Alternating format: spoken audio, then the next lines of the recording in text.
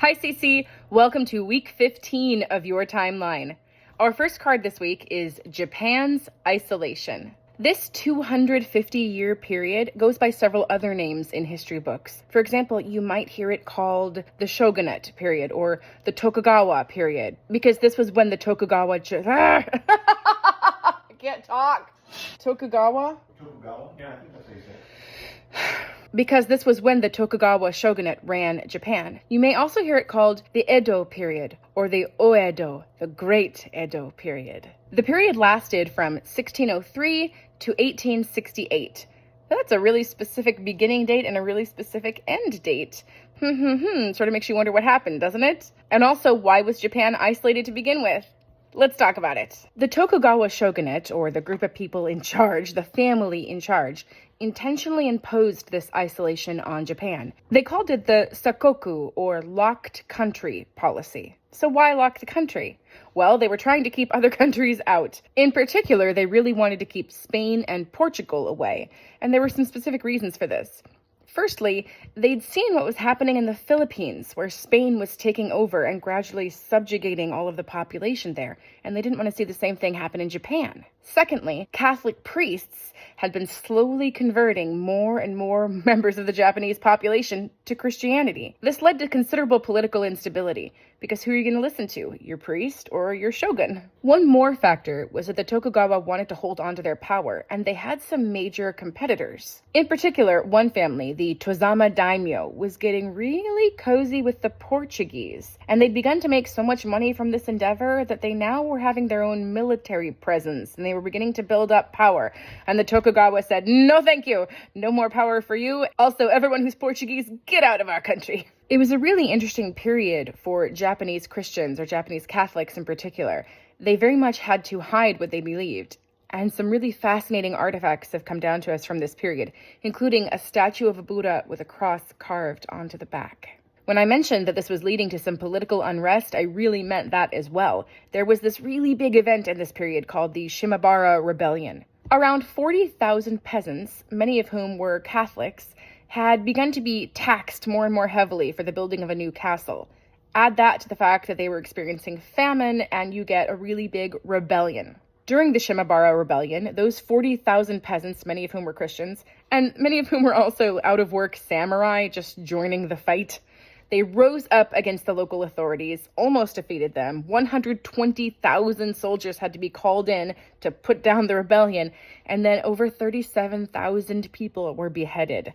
So I really do mean it when I say there was some major political instability going on, at least where religion was concerned. So the Tokugawa said, "That's it, all of you foreigners, get out of Japan, no one's allowed here." It was very serious.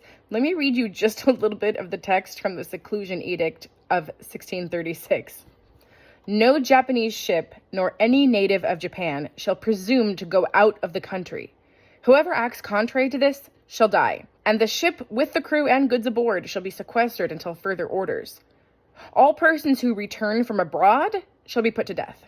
Whoever discovers a Christian priest shall have a reward of 400 to 500 sheets of silver, and for every Christian in proportion. All Namban, Portuguese and Spanish, who propagate the doctrine of the Catholics or bear this scandalous name shall be imprisoned in the onra, or common jail of the town. The whole race of the Portuguese, with their mothers, nurses, and whatever belongs to them, shall be banished to Macau. Whoever presumes to bring a letter from abroad, or to return after he hath been banished, shall die, with his family. Also, whoever presumes to intercede for him shall be put to death. No nobleman nor any soldier shall be suffered to purchase anything from the foreigner." So, this was a serious isolation. Now, I say serious, but it was not a complete isolation. Trade was still going on. In particular, the trading of knowledge was still going on. But Japan was very controlled and tricky about the way they went about it. For example, they still traded with China considerably. They also traded with Korea. They even kept a manufactured island off the coast of Nagasaki where they could learn from and trade with the Dutch. An interesting note is they believed that the Spanish could not separate their religion from their business, while they believed that the Dutch could separate business from religion. Much of this 250-year period was characterized by peace, stability. Literacy was increasing for both men and women. Schools were being founded. And in particular, this is known as an especially culturally beautiful period of Japan's history. Imagine the Renaissance had happened with all of those beautiful Renaissance writers and artists, and that nothing had interrupted it. Well, that's sort of what happened in the Edo period. Those beautiful long kimonos that you might think of if you try to imagine the most beautiful Japanese clothing you've ever seen. They're from this period. The famous painting by Hokusai, The Great Wave off Kanagawa, where you see that wave stretching up, that's from this period. The beautiful black line paintings on gold foil that you might have seen in Japanese restaurants, that's from this period. They don't call it the Oedo or Great Edo for nothing. So what brought an end to this period? Well, a big famine and several big ships. In the late 1800s, a severe famine struck Japan. There are paintings of peasants dying in the streets. There wasn't any food, and here they were restricting trade, which might have brought resources into the country. So in 1853, when Commodore Matthew Perry of the U.S. Navy arrived, by the way, that really was his name, Matthew Perry. Any of you who are Friends fans, celebrate. Well, he arrived with 4 impressive warships, and then he did a little demonstration of the power of the weaponry on those ships. Japanese historians call them the Black Ships. Not because they were actually black, but because they were so memorably powerful. They brought a kind of darkness with them. About a year later, Commodore Perry came back again, and he forced the shogun to sign a treaty of peace and amity. That's the best kind of peace and amity, the kind with warships. At that point, Japan was officially open for trade with other foreign countries. Of course, it took several years of negotiating and treaty signing and rule figuring outing. But regardless, this does mark the end of Japan's isolation. To create the sign for this card, we're first going to sign for Japan. To do that, we take our fingers and connect them, and we're going to stretch them out in front of us in sort of the shape of a long, thin basket or a banana or the island of Japan, the main island of Japan. So here we go. Japan. For isolation, we're going to show that they're sort of stuck in one small space, just going around and around, and they're not leaving the island. They're kind of dancing alone. So that's isolation. Altogether, it's Japan's isolation. That's it. Next, we have Jamestown and Plymouth colony founded. The reason we're concentrating so much on these 2 particular colonies, when there were several that we could discuss, for example, Roanoke, is that if you understand the beginning of the history of these 2 colonies, you can actually begin to see how hundreds of years before it happened, the Civil War was already taking shape, just in these 2 colonies. Now, the colonies were very different. They were founded a few years apart. First comes Jamestown in 1607. Jamestown is founded in the southern colonies. It's swampy, it's full of mosquitoes, but it does have very good land. You can grow crops there, tobacco, cotton, lots of stuff will grow, if you have tons of human labor to help you grow it. So Jamestown, way down in the south with all that good farmland, fairly early in their history, 1619 or so, they begin to use the slave trade to keep their plantations, their big fields of crops going. This isn't the case for Plymouth. Plymouth is founded in 1620, way up in rocky New England, in the New England colonies in Massachusetts. Now, the soil's not good up there. They can't grow things even when they try, and they try hard. Instead, they have to depend on fishing, whaling, shipbuilding, trading for furs, anything else they can do to make their livelihoods happen, but not farming. So from the very beginning, Plymouth had very little to do with the slave trade. Slaves did exist in the New England colonies, but not in any way in the proportion to which they existed in the southern colonies. By the way, it's New England colonies, middle colonies, southern colonies. New England, middle, southern. New England is the only one that gets the cool name. I should back up and mention that the very reason they were founded was also very different. Jamestown is founded primarily for economic gain. In fact, the people who show up, they don't even intend to stay there. They're hoping to get rich, get their gold, get their trade done, claim some land, do something, and then get back to England. This isn't true for the founders of Plymouth. Plymouth, these are the Pilgrims. They came over on the Mayflower. They signed the Mayflower Compact.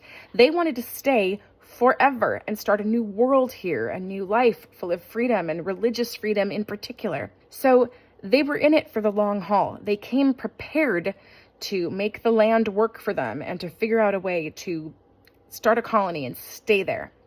In Jamestown, again, people wanted to get in and get rich and get out. This fact also impacted who was in the colonies. Because no one really intended to stay in Jamestown for the long haul, at least most of them didn't, it meant they showed up without the skills for survival. A lot of people on the ships were goldsmiths. Some were soldiers. They were gentlemen out to have their adventure and make their way in the new world. But they weren't, most of them weren't farmers. So the very first generation of people to Jamestown just got wiped out. It was there's a lot of death in Jamestown. There's a lot of death in Plymouth too. But as I say, it was only men and boys in the first round. The first round was 3 ships. I think 105 men and boys showed up to found Jamestown. No women. Later, they start to ship in the women, like on entire ships full of just women who have been brought in to be wives. In the north, however, in Plymouth, they brought families to begin with because they intended to settle there with their families all along. So this just changed the social makeup of the 2 colonies. They're also different in terms of their relationships with the Native Americans. Now, eventually, there was conflict with Native Americans all over, and they suffered horrible atrocities.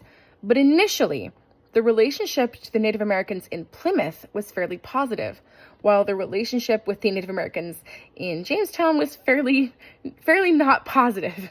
Even though this is the story you hear, down here in Jamestown, this is Pocahontas marrying John Rolfe and, going to Powhatan and begging for to save people's lives. But much of that story, it was in place, the saving of lives, the romance, the marriage of Pocahontas. All of that happened because they were trying to stave off war and deadly encounters. The people at Jamestown did not get along with the Native Americans. In Plymouth, however, it was very different. First, they met Squanto, who helped to translate between the Native Americans and the colonists. There was some good faith. There was some trade happening. The Native Americans taught them how to hunt, and Squanto taught them how to plant corn. They got along fairly amicably. In fact, they famously had a 3-day feast together, which we now know as Thanksgiving. So you might hear very conflicting things about the initial relationship with the Native Americans and the colonists. And that's partly because there were so many different colonies and so many different relationship sets. But if you just bear in mind as we're comparing and contrasting the 2 colonies, Jamestown, negative relationship with the Native Americans. Plymouth, somewhat positive relationship with the Native Americans. Now you can see, I hope, through all the personality factors I've just laid out for you, how these 2 areas are setting up to be in conflict with each other for hundreds of years. One is based on economics, one is based on love of God and trying to be free to worship God. One is doing some very unsavory things to further the goal of economics. More and more slavery is being used to power the economic goals of the South, and the other isn't. It's much more interested in what it can accomplish with just working with the sea, and also making sure to honor God. You get 100, 200 years down the line, and these 2 have spread out and begun to impact one another and to butt up against each other, and a great deal of conflict ensued. So it's really important, if you're only going to remember 2 colonies, just remember Jamestown and Plymouth. And we say them in that order. That's the order they were founded. Jamestown and Plymouth Colony founded. To create the signs for these 2 colonies, I think we should do something that helps us remember the differences between them. So for Jamestown, let's keep our hands down low in the south where Jamestown was founded, and let's do money. Jamestown. And for Plymouth Colony, up in the north, let's take our hands up north to those New England colonies, and let's trace the sign of the cross. Plymouth Colony. And for founded, let's just do something that goes along with the music. How about founded? So all together, that's Jamestown and Plymouth Colony founded. And that's it. Our next card is the Age of Enlightenment, circa 1650 to circa 1800. This is a period of intense interest in philosophy, the intellect, science. It's a period defined by publication. All kinds of books are coming out and they're being spread everywhere because the printing press is even more popular now, more readily available. It was a period of individual liberty and religious tolerance. It was also a period of individual thinkers. They call it the Age of Reason, as well as the Age of Enlightenment. One of the most famous slogans to come out of this era is Descartes' cogito ergo sum. I think, therefore I am. Also published in this period was Sir Isaac Newton's Principles of Mathematics. It's a period when we are laying out the foundational knowledge that's going to come to define the West and Western thinking. It's the era of the coffee house, of people just sitting around in salons and sharing thoughts and sharing ideas and sharing what they've written with each other. And lastly, just as a little fun nickname, you could also call this the Age of Encyclopedia, because this is the era when the first encyclopedia was written. 150 intellectuals got together and pooled all of their knowledge of their fields to make a huge set of books that was supposed to contain all of human knowledge. Encyclopedia. Enlightenment. To create the sign for the Age of Enlightenment, there is some ASL you could use. You could do the signs for new and idea, which would be like you scoop up the dirt, that's new, and idea. You could take your pinky finger, idea. For some reason, when I do that, it doesn't help me remember the card. So I think I'll go with the good old-fashioned CC motion that's out there all over the place, which is just Age of Enlightenment. Wow. Enlightenment. That to me seems big enough to encapsulate this era. To create the numbers, and by the way, you don't have to do the numbers if this doesn't help you to remember the period, but if you'd like a challenge and you want to give it a try, we're first going to do 16. 16 is pinky and thumb connected. It's a little awkward to make that stretch for me. And then you flick it. 16. 16. And 50 is 50. 50. Then 1800 is middle finger and thumb. And flick, flick. 1800. Good old C is always our Roman numeral for 100. So if you put those numbers together, you get circa, get your pinky ready, circa 1650 to circa 1800. And if we were going to put the whole thing together, we'd have Age of Enlightenment, circa 1650 to circa 1800. That's it. Our next timeline card is Hudson's Bay Company, which you may have heard of because they still exist to this day in Canada. They are the oldest and largest corporation in Canada. Now HBC is famous for department stores and several other businesses, but they got their start and became incredibly wealthy and famous through fur trading. First, let's make sure we're clear on where Hudson Bay is. If you're in Cycle 3, then this week you learned about the Great Lakes. If you were to look at a map of the world and travel north of the Great Lakes until you hit another body of water, there's a huge body of water in Canada that sort of leads out into the ocean. That's Hudson Bay. The area surrounding it, now known as Rupert's Land, and we'll explain why in a minute, is about 1.5 million acres. It's a huge territory of land, about a third of modern-day Canada. That's the area of the Hudson Bay where Hudson's Bay Company did their work. The Hudson's Bay Company was so big and so powerful that they basically acted as their own government for about 200 years, until eventually they had to give control back to Canada in the Deed of Surrender, which I think sounds amazing.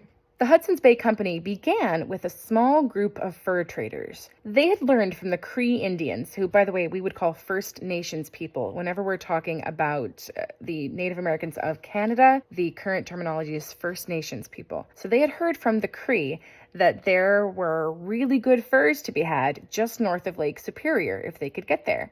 So they went to the local French authority and said, hey, we've heard there's some really great fur trapping up here. Can we go? Will you give us the okay and the supplies and we'll go get these furs and come back? And the leader said, no, mais non. He believed that they were going to disrupt the fur trade that was already going on the river, and it was very lucrative for him in particular. And he said, no, we're not going to do that. I don't give my permission. They thought, well, let's just do it anyway. And when we come back with all these furs, it will be so successful. It'll be okay that we went.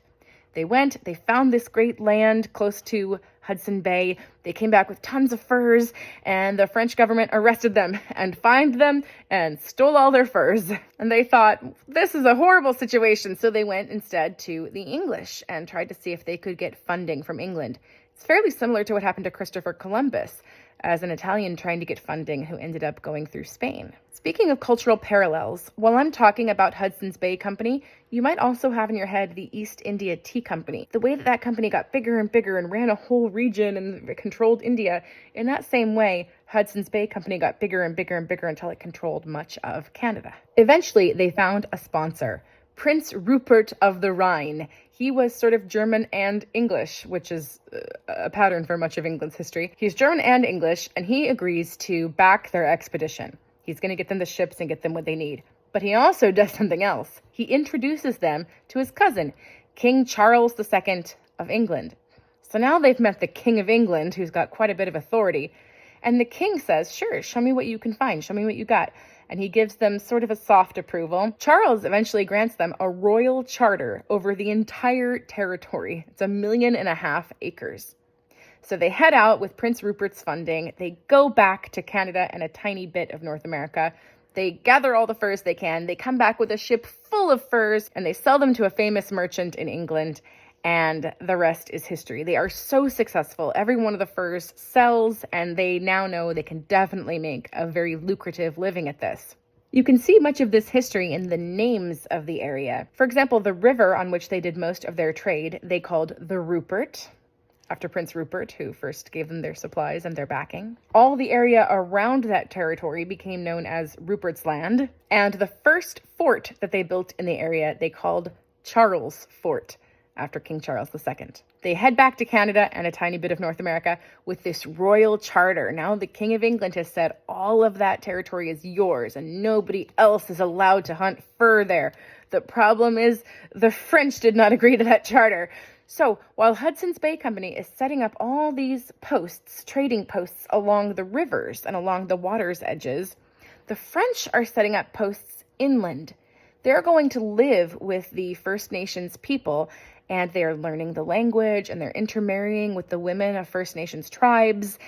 And they eventually start launching attacks on the English trading posts of the Hudson's Bay Company, and they're successful. They have a huge military conflict called the Battle of Hudson's Bay, and it's all over these fur trading rights and these trading posts. And it's England versus France, England versus France. These conflicts went on for a very long time, much further past where we are in the timeline right now. And eventually, one of the concessions that France had to make in those conflicts was giving the Hudson Bay territory back to the Hudson's Bay Company. Before we close this card, just a few little fun facts. Much of the trapping of the animals and the preparing of the fur pelts was done by First Nations people, and they would come up the river in their canoes only once a year or so. And when they would arrive in their canoes to the trading posts, it was a day of huge celebration, and there would be a huge trading ceremony staged, and they would trade for lots of things, knives, other supplies, things they needed. They'd also trade for these very special looking blankets called Hudson's Bay Point blankets. The blankets had little ribbons of color along the very edges, and the number of colored threads would sort of tell you how large the blanket was overall. So you could tell just by looking at that little swath of color how big a blanket it was. You didn't have to unwrap it. And there are all kinds of photographs of First Nations people 100 years later still having these Hudson's Bay Point blankets. So just a little fascinating piece of history. This was an area in which First Nations people and settlers from England were actually getting along and having thriving trade with each other. And it's so nice to remember that in the midst of so much other conflict and devastation. To create the sign for Hudson's Bay Company, we're a little limited in our options. You could just do 3 letters, Hudson's Bay Company, or what some people do is an H for Hudson's, and then they kind of do something that a little bit represents fur. It's kind of creepy that it's on your own body, but what else are you gonna do? We only have a few seconds. So the fur, let's remember that. Bay Company. I think I like the second option better. So if you're with me, Hudson's Bay Company. And that's it. Our next timeline card is the First Great Awakening. This is a spiritualist revival that happens in the mid-1700s, primarily in Great Britain and its colonies. This is an era of itinerant preachers walking around from town to town, having big meetings and jumping up and giving fiery sermons, trying to wake people up from their complacency. It's interesting that it's so close to the Age of Enlightenment. So we had ideas and intellectualism, and this is sort of a response to that. In a way, the First Great Awakening says, it's great that you've got your intellect together, but what about your heart? What about your spirit? Three of the major historical figures in this period are John Whitefield, who does Methodism. He's one of the early founders of Methodism. John Wesley, who I'm sure you've heard of, and is another founder of Methodism. And Jonathan Edwards, who is a major preacher, theologian, and philosopher. The big emphasis in this era is on a providential outpouring of the Holy Spirit. It's this idea that you have to get away from intellectualism and be truly born again. It's not just enough to have it in your mind. You have to have it in your heart, in your soul, in your emotions. This style of approaching faith and of bringing people into the faith is broadly known as evangelicalism. It's the evangelical movement of the church. Some of the most positive aspects of the movement are that it was for everyone. Your race, your gender, your nationality, none of it mattered to the evangelical movement. They wanted to bring everyone into the fold. And that meant that tons of African Americans were brought into the Christian church. A whole generation of African Americans were brought in because of the First Great Awakening. The single denomination that benefited most from this period is the Baptists. They just grew by leaps and bounds and had many more people joining their folds. There is one slightly negative aspect of this era that you need to keep in mind, and that is the schism that it caused in the church. Now, you know, of course, about the big break that happened between the Catholics and the Protestants, but you might sometimes wonder, why are there so many different kinds of Protestants? Why do we have Methodists and Baptists and Presbyterians and all these different kinds? Well, this is one of the historical periods that sort of contributed to that. In this era, not all Christians were getting along. They sometimes referred to each other as the old lights and the new lights. So that's at least a bit respectful sounding, right? And the old lights very much believed in tradition, the intellect, being of literature and of literacy, being a people of the book, speakers being important. Those are the things that the old lights believed in. And the new lights believed in fire and emotion and passion and really seeing a change in someone's life, in their emotional life, because of being born again. Eventually, this led to some sectarianism, some really strong belief that our little section of the Protestant faith is the only little section that has it right. And in general, this is a schism that still exists in Protestant society. Broadly speaking, you can divide Protestants into two major categories. They are the mainline Protestants and the evangelical Protestants. And the two groups are fairly deeply suspicious of one another. Mainline Protestants look at evangelicals and they say, what's wrong with them? Why are they so emotional? Where are their minds? They seem possessed. They seem like zombies. Why does this church service feel like a rock concert? It's so disrespectful. And evangelical Protestants look at mainline Protestants and say, what's wrong with them? Why are they so cold? It's like they're stuck in their heads. They don't have any hearts for Jesus. Where are their hearts? Are they even saved?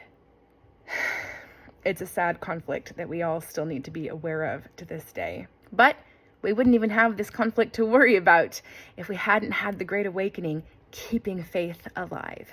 So, thanks, Great Awakening. To create the sign for this card, we're going to do one of the signs for first. Take your finger and rotate it. First. For awakening, make your fingers tiny and your eyes tiny, and then they get big. Awakening. First Great Awakening. And that's it. Our next timeline card is Classical Period of the Arts. Many of you watching this video are participating in classical Christian education. You've intentionally tried to reclaim something from an era that has been lost. You want to get back to the basics, get back to what was good about the past. The classics. Similarly, the classical period, or the neoclassical period, sought to reclaim much that was good and balanced and lovely in antiquity and in ancient art. It's an impulse that we can see happening in culture again and again. The Renaissance was about getting back to the classics. And now right here in the midst of the Enlightenment, in the midst of all this intellectual development, is this huge artistic upheaval about getting back to the classics. So what does that mean? Well, your first clue that you're dealing with a piece of neoclassical art is that it includes Greek or Roman mythology. And it's very strange because when you're young and you see these paintings and they're all Roman looking and they're Greek looking and they're wearing long robes, a little part of your mind, I think, believes that painting came from Greece. This is a painting of ancient Greece. This is a painting of Rome, when really it was 1700s France. Around much of the world in this period, there was a sort of pulling away from the monarchy and from this absolute power that the monarchy exercised. In fact, things are bubbling right now in the timeline to lead us to the French Revolution and to several fairly bloody revolutions that overturn the monarchy altogether. While all this churning is happening, there's a sort of major push to get back to classics and masculinity and order and discipline, and all of that connects to the classical period of the arts as well. A really great example of this is the French artist David. He's incredibly famous. If you saw his painting, The Oath of the Horatii, probably a little part of your mind would click on and you would recognize it, maybe from posters or books or timeline cards. Basically, in the painting, you see a father stretching out his arm holding 3 swords, and his 3 sons are reaching for the swords and grasping them with great strength and integrity and purpose. But just to the side of the painting, you see a whole gathering of weeping women. There's a girl who's crying, a sister who's crying. There are little babies being comforted by their mothers. The story of the painting is pulled from Roman mythology. In the story, Rome is at war with the city of Alba, and they've decided, instead of fighting with huge armies and losing lots of lives, they're going to select the warriors who will fight against each other to determine the outcome of the war. 3 brothers from Alba and 3 brothers from Rome are going to sacrifice themselves, fight to the death, and whoever wins will be the victor. Now, these 3 Horatii are so valiant that they're willing to give their lives for their country. But over to the side, we have one of the sisters of the Horatii. She's married to the enemy, to a member of the enemy city. So she's weeping. We have another who is the sister of someone from the enemy city, and she is married into this family, into the family of the Horatii, and she's weeping. And we have the mother and the children of this union, and they're just coming apart. But a lot of people miss that part of the painting, and all they see is this loyalty to the state. They see this idea that you're placing civic duty above personal duty. It's intensely patriotic, until you look and see what's happening again in the corner of the painting. So next time you look at David's Oath of the Horatii, I hope you'll see how classical it is, how Roman it is, how strong it is, how patriotic it is, but also what's bubbling underneath and what's about to happen in society, this great mourning and this revolution. Just a few more notes on how to recognize art from this period. First of all, everything's perfectly balanced. It's incredibly disciplined. It's almost as if the paintings themselves were painted by soldiers according to strict rules. You might remember from the Baroque period, it was all about twisting and movement and wind in the clothes and emotion. In the classical period, you'll often see figures, often male figures, with no emotion whatsoever.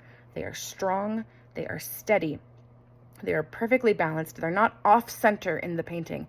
They are perfectly center. In fact, often the entire painting will come together at a single vanishing point that's perfectly balanced right in the middle of the painting. The figures in this neoclassical art, they don't move. They look frozen, almost like old Egyptian hieroglyphics. They look like they've taken a stance and they've been holding it for a long time. Sort of like statues of soldiers. You're not going to catch them in the middle of a gesture. It's going to be like they're locked in place. Statue of Liberty. That's very neoclassical. And one last thing to keep in mind is that in the classical period of the arts, we end up getting these art and music schools. By school, I don't necessarily mean a building. I mean a system of thought, a school of thought. The whole art world becomes quite rigid and has some quite rigid rules. And you can see later on down the line when there are groups that want to break those rules and they want to get out of them and try something new. So you can look forward to that as well. Another thing to look for is perfect balance. So you're going to notice that often the painting is divided into perfect thirds. Or if it's music, there will be perfect balance to the structure of the music. So keep an eye out for that. To create the sign for this card, we're just going to indicate that perfect balance, that mathematical quality of the classical period. We're going to do 3 segments. Classical period of the arts. Just give yourself the last second to recover and move on to the next timeline card. So altogether, that's classical period of the arts. That's it. Our last timeline card this week is the 7 Years' War, and it's a doozy. Feels like I need 7 years just to talk about it or figure out what happened. Help me. The war begins as primarily a conflict between Great Britain and France and all of their allies, including their First Nations and Native American allies. But it eventually escalates into this huge world conflict involving just everyone. As I was reading about it, and I'm ashamed to say I didn't know much about it before trying to make this video, I was just amazed by how big it was, how many people were involved, and why don't we call it World War I? And then, of course, I found other historians and scholars saying it's basically World War I. So think of it that way. It's not the 7 Years' War. It's basically World War A. It begins as that same Hudson's Bay Company conflict. It's trading posts and who gets the territories and who has the right to trade here and who doesn't, and until eventually it's the whole world fighting. I'm definitely not the only person to find this conflict vast and confusing, and one of the reasons it is so confusing is that it happened before we had much of a global narrative. So you can't call it World War I because there's no real shared story about it, about what happened. And you can tell this in the name of the war in particular. Let me just read you a few of them. So in the US, we tend to call this the French and Indian Wars. If you've ever heard that phrase, it's the same thing as the 7 Years' War, the French and Indian Wars. We call it that because on American soil, it was primarily the French that we were trying to fight off. And Native Americans had allied themselves to both the British and the French. In English-speaking Canada, they call it the 7 Years' War. But in French-speaking Canada, they call it the War of the Conquest, or la guerre de la conquête. In Sweden, they call it the Pomeranian War. In Prussia and Austria, they call it the Third Silesian War because they were just always fighting over Silesia. In India, they call it the Third Carnatic War.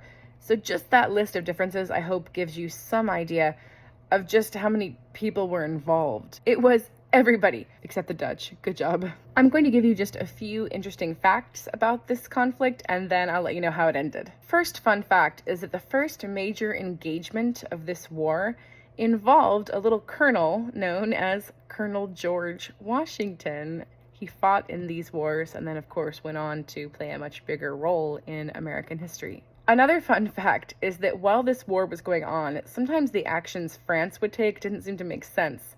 We now know that this is because of the Secrets of the King, which is basically a series of spy networks and secret goals being operated by King Louis XV of France.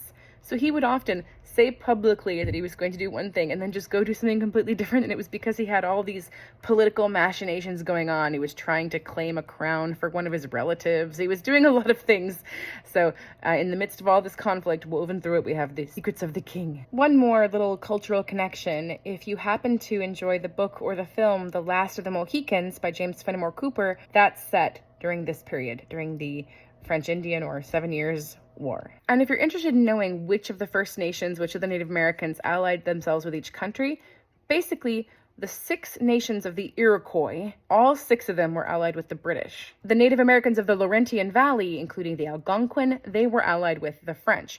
And those 2 groups of Native Americans had been in conflict with each other for a very long time. So each country and each group of Native Americans was sort of continuing their long-standing conflict by using one another to strengthen their forces. So the 7 Years' War, or the French-Indian Wars, or whatever you want to call them, are basically ended by 2 major treaties. The first is the Treaty of Paris. This treaty ends the conflict between France, Spain, and Great Britain. The second treaty is the Treaty of Hubertusburg. This ends the conflict between Saxony, Austria, and Prussia.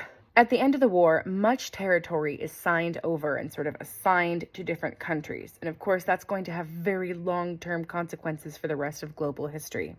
France has to give a lot of its territory to other people, mostly to Great Britain. Spain loses a lot of its territory, loses Florida, but then it also gets Cuba, the Philippines, and Louisiana. So Not bad, Spain. Prussia doesn't really get much land. They kind of go back to the status quo, but they're very puffed up and have like this great reputation as far as being a little tiny global superpower with big attitude.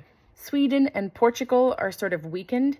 You might have noticed earlier in the timeline, Portugal is this major force. They're doing all the discovering, they're doing all the conquering. Prince Henry, School of Navigation, the slave trade is all of them. But this is the point in history where Portugal sort of drops off as being a major world power. Same thing for Sweden. And finally, the way all of the territory swapping plays out, it paves the way for Great Britain to become an even more dominant superpower. To create the sign for this card, you're first going to do the number 7. Now, if you want to do it on one hand in ASL, then take your ring finger. You end up looking like you're giving a peace sign. Hey, with a little pinky that sneaked into the party. Lucky pinky. Peace, pinky. Peace and pinky. That's how you do 7. The 7, or if you want to just do this, that's okay. So you can also give a two-handed 7, all right? For year, you're going to take a hand and rotate it around and come to the top. Rotate. Doesn't matter which one you do. That's fine. Rotate around and come to the top. That's a year. We went all the way around the sun. And war, I think we've done several times. It's this side versus this side. They're in conflict with each other. So altogether, it's the 7 Years' War. That's it. Ready to see it all put together? 3, 2, 1, go! Japan's isolation. Jamestown and Plymouth colony founded. Age of Enlightenment. Circa 1650 to circa 1800. Hudson's Bay Company. First great awakening. Classical period of the arts. The 7 Years' War.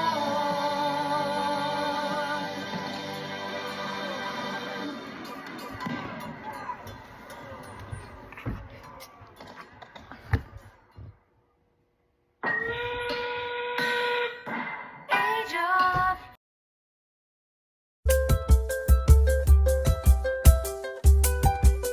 Okay, here we go.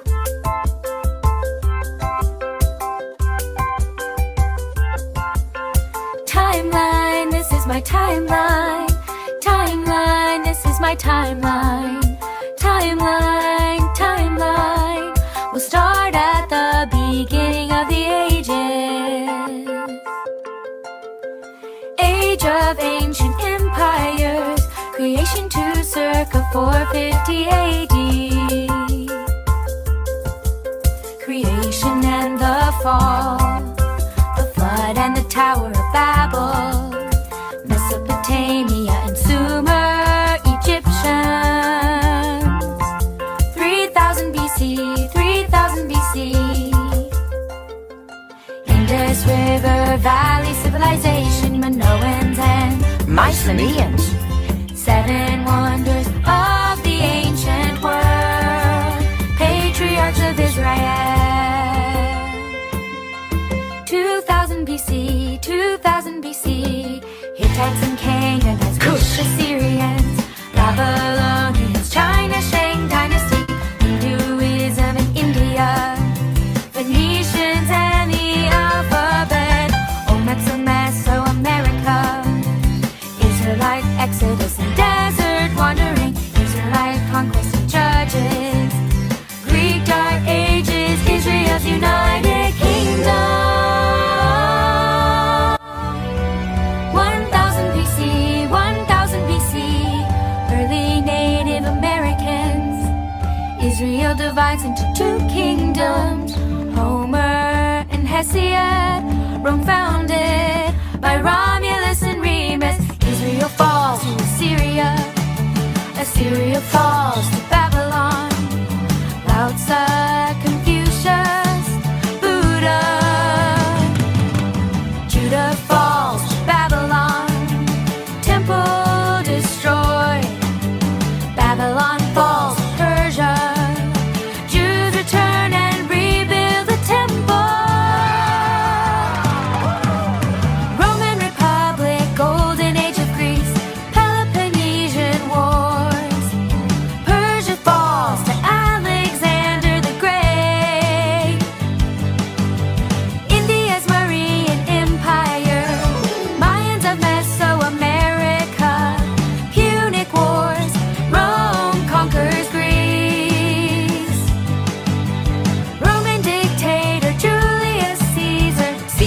Augustus and the Pax Romana, John the Baptist, Jesus the Messiah.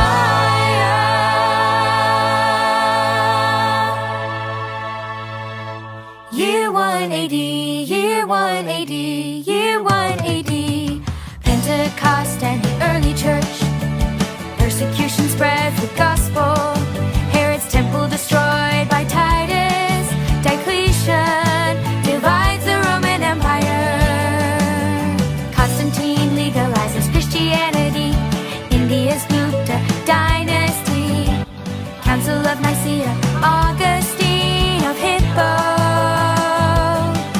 Jerome completes the Vulgate. Visigoths at Rome.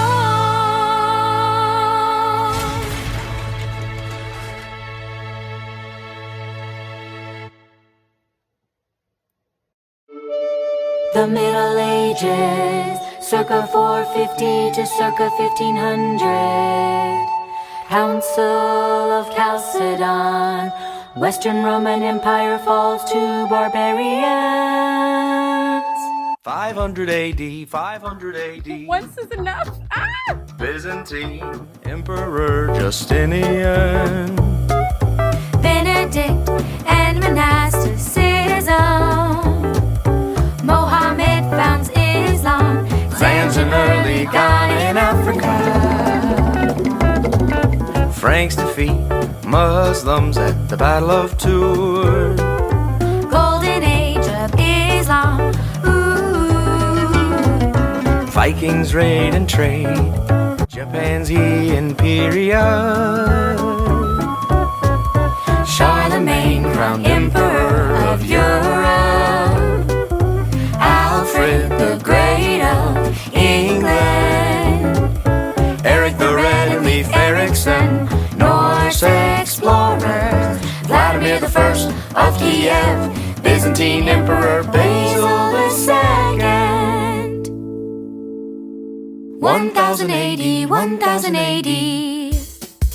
East-West schism of the church, Norman conquest and feudalism in Europe, the Crusades in Zimbabwe and early Mali in Africa, Aztecs of Mesoamerica, Francis of Assisi and Thomas Aquinas, Japan's shoguns, Incas of South America.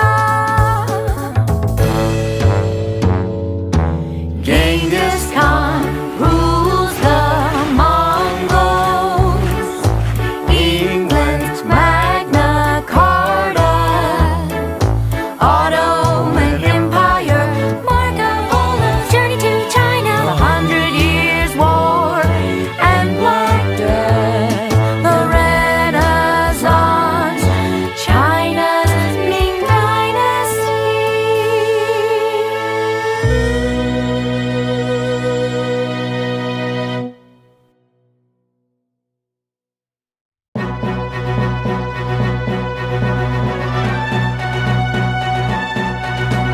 Age of exploration, circa 1400 to circa 1600.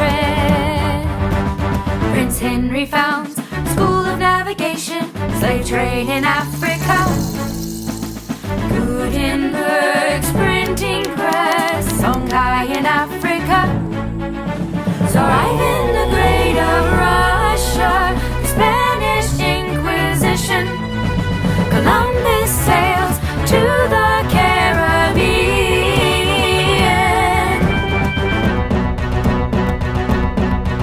1580, 1580.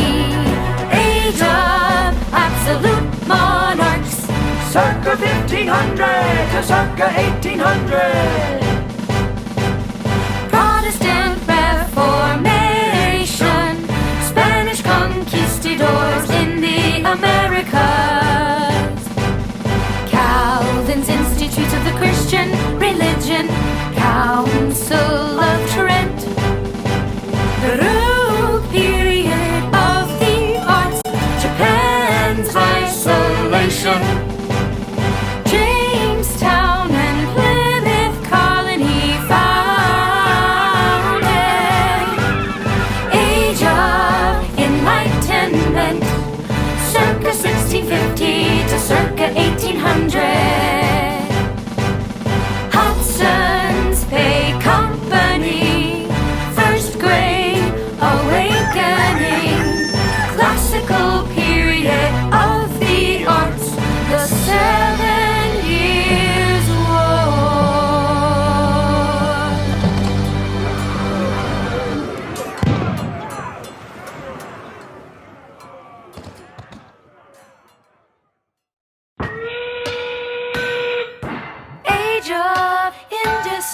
circa 1760 to circa 1969. James Cook sails to Australia and Antarctica. American Revolution and General George Washington. Madison's Constitution and the Bill of Rights. French Revolution, Second Great Awakening. Louisiana Purchase and Lewis and Clark Expedition. Napoleon crowned Emperor of France. Liberation of South America. The War of 1812, the Missouri Compromise. Immigrants flock to America. The Monroe Doctrine, romantic period of the arts. Cherokee Trail of Tears, U.S. westward expansion. Marx publishes the Communist Manifesto. The Compromise of 1850 and the Dred Scott Decision. U.S. restores trade with Japan. British Queen Victoria's rule over India. Darwin publishes The Origin of Species. Lincoln's War between the states. Reconstruction of the southern states. Dominion of Canada. Otto von Bismarck unifies Germany. Wars in Africa. The Spanish-American War.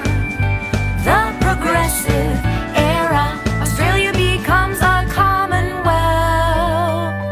Mexican Revolution. World War I and President Wilson. Lenin and the Bolshevik Revolution in Russia. U.S. evangelist Billy Graham. Modern period of the arts.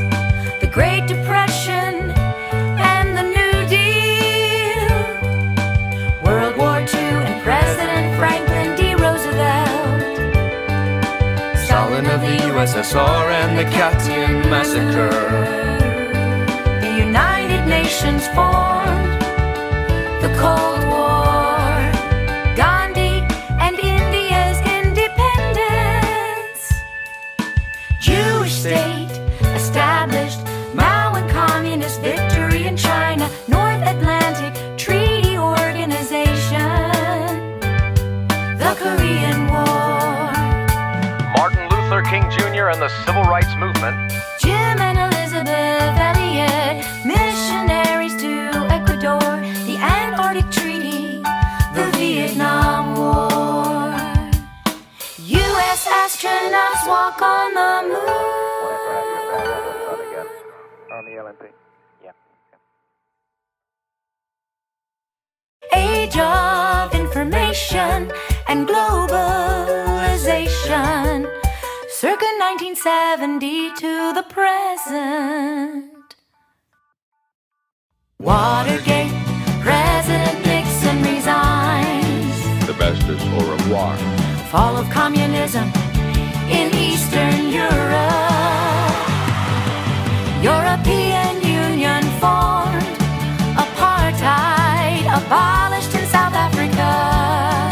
2000 AD, 2000 AD, September 11th, 2001. Our fellow citizens are waiting. Rising tide of freedom, rising tide